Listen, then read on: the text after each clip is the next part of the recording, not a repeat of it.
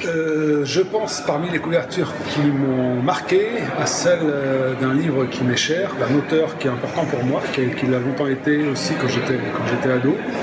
C'est la couverture de À la recherche de Peter Pan, de Bernard Cauzet, aux éditions du Lombard.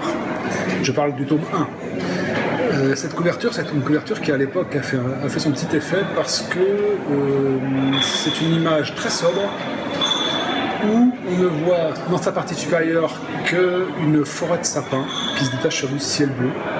Et sur les 3/4 au moins de la partie inférieure, c'est blanc, c'est la neige.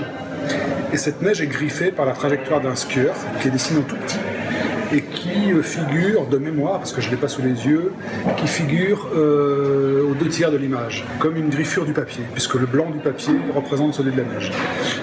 À l'époque, c'était une couverture qui était assez frappante parce que les couvertures de livres de bande dessinée étaient souvent conformes à une espèce de stéréotype qui voulait qu'on représente le personnage principal, le héros de l'aventure, avec plus ou moins de décor derrière, mais en tout cas, le décor le principe d'une couverture de bande dessinée était assez standardisé.